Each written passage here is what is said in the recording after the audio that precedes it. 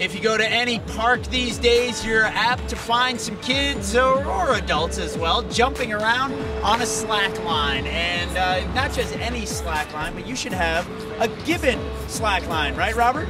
Yeah, of course, of course. The whole concept behind Gibbon slacklining is that we're trying to create slacklining for everyone. So we've enlarged the width, we've reduced the whole system, so it's only a two-part system with a ratchet. It's very easy to set up, you've got to set up in no time. You can set it up at a very low height, so from that point on, anyone can basically try it and have lots of fun with it. And, you know, this sort of got started as, you know, climbers were just looking for stuff to do while they were hanging around at base camp and, you know, a way to show off. But now it's become a sport in its own right. Exactly. We've tried to approach it from a new perspective and give it not something that exchanges the sport or changes the sport in its way, but to add new value to it. And in Europe we can already see that we've got loads of kids, loads of toy stores, we've got sports companies, we've got big athlete organizations that actually organize this. So the possibilities of using this device is endless. Well, you know, that's really interesting because, yes, as you can see, you know, these guys are doing everything from balancing, and so obviously it's using a lot of different muscle groups. Andy over here, you are one of the top slackliners in the world, according to Robert. So, how did you decide that slacklining was going to be your event?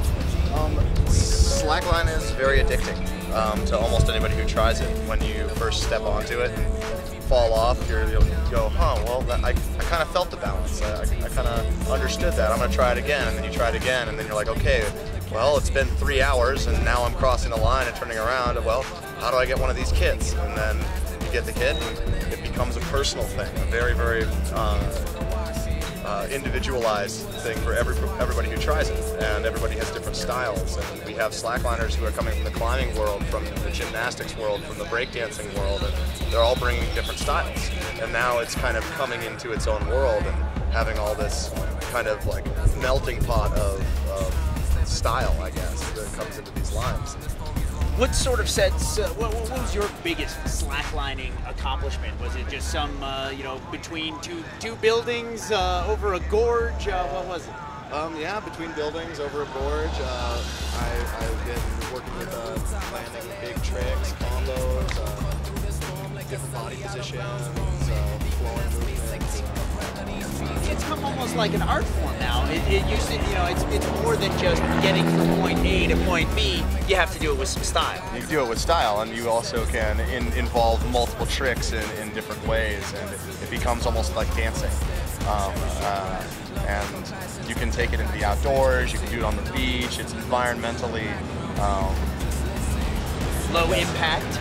Yeah, low impact, but it's also, you can do it anywhere. You can do it in the snow, you can do it on the beach, you can do it in the mountains, you can do it in the park, in the city. It's something where if you do a sport, you can take this in your backpack and while you're relaxing, set it up. If you're a biker or a skater or something like that, you can just have it in your backpack. So.